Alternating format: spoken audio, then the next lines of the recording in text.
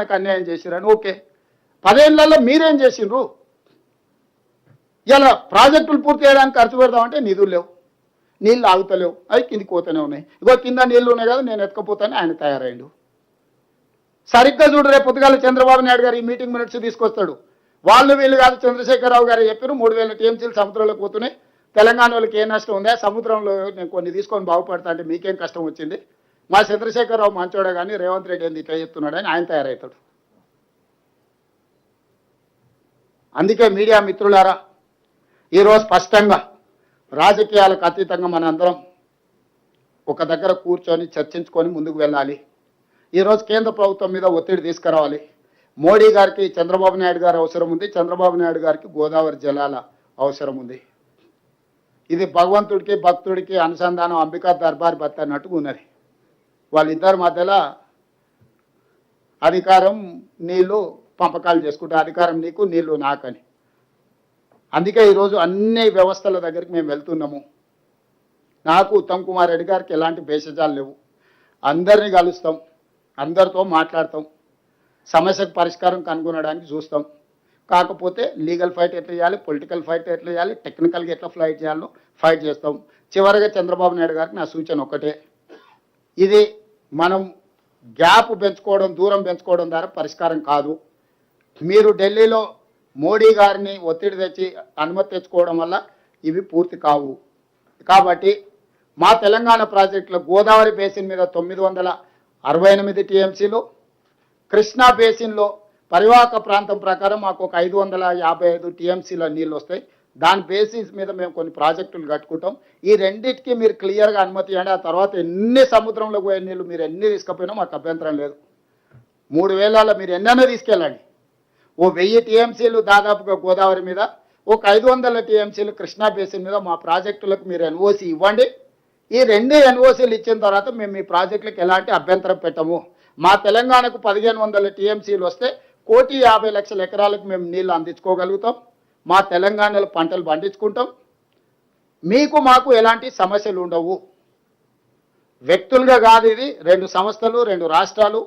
ఈ రాష్ట్రాల ప్రజల ప్రయోజనానికి కృష్ణా బేసిన్ మీద ఒక 500 టీఎంసీలు, గోదావరి బేసిన్ మీద దాదాపు ఒక 1000 టీఎంసీలకు మీరు బ్లాంకెట్ ఎన్ఓసి ఇవ్వండి. ఆ తర్వాత మీరు ఏ ప్రాజెక్టులైనా కట్టుకోండి, మాకు అభ్యంతరం లేదు. కేంద్ర ప్రభుత్వానికి కూడా మా విజ్ఞప్తి ఇదే, శశపిషలు లేవు.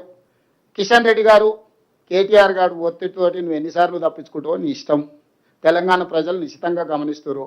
రేపు సిఆర్ పాటిల్ దగ్గరికి వెళ్ళడానికి మాకు టైం ఉంది. కిషన్ రెడ్డి గారిని రిక్వెస్ట్ చేసినాం, ఢిల్లీలోనే ఉంటారు కాబట్టి మీరు కూడా మాతో పాటు రండి. సిఆర్ పాటిల్ దగ్గరికి వెళ్ళి తెలంగాణ ప్రజల ప్రయోజనాల గురించి మాట్లాడుతామని మా మంత్రి గారు ఆల్రెడీ విజ్ఞప్తి చేసిండ్రు. వారిని కూడా మాతో కలిసి రావాల్సిందిగా, తెలంగాణ ప్రయోజనాల కోసం పాటుపడాల్సిందిగా విజ్ఞప్తి చేస్తున్నా.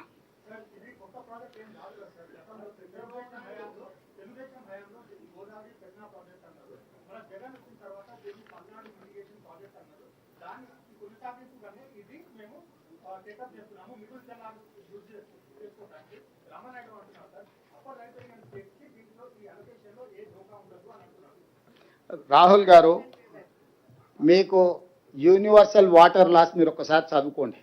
యూనివర్సల్ వాటర్ లాస్ ప్రకారం పరివాహక ప్రాంతం వాడుకున్న తర్వాతనే దిగువ ప్రాంతాలకు నీళ్ళు ఇవ్వాలి. నెంబర్ 1.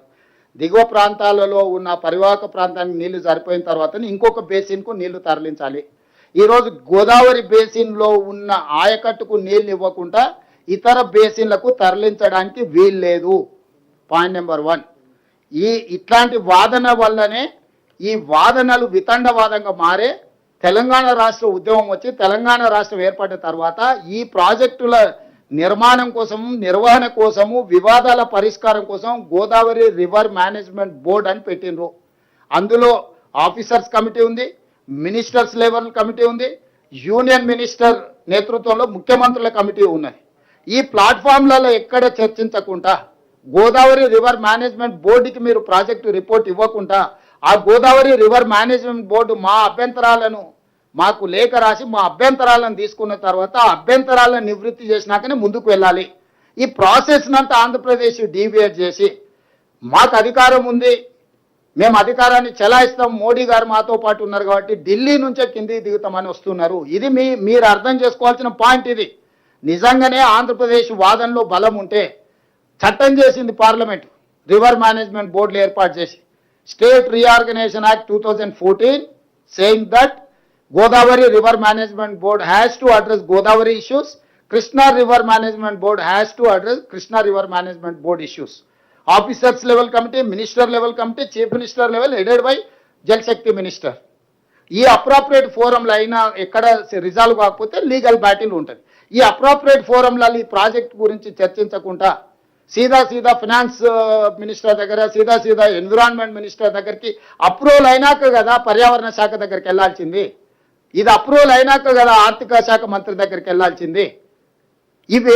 ఇవన్నిటిని పక్కన పెట్టి ఈరోజు ఆ వైపున ముందుకు వెళ్తున్నారు అని అంటే ఇందులో వాళ్ళు చేస్తున్న వాదనలో లోపం ఉందన్న సంగతి మీరు అర్థం చేసుకోండి.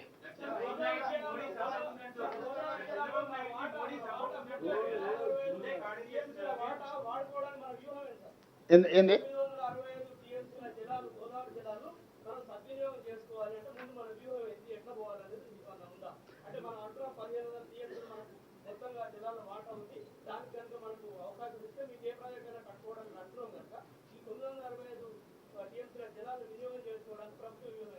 ప్రభుత్వానికి ఇప్పుడు కాదు 60 ఏళ్ళ నుంచి వ్యూహం ఉంది. దాంట్లో భాగంగానే ఎస్ఆర్ఎస్పి వచ్చింది, శ్రీపాద ఎల్లంపల్లి వచ్చింది, అదేవిధంగా మిడ్ మానేర్ వచ్చింది, లోయర్ మానేర్ వచ్చింది. ఇవన్నీ ప్రాజెక్టులు, మంజిరా వచ్చింది, సింగూర్ ప్రాజెక్ట్ వచ్చింది.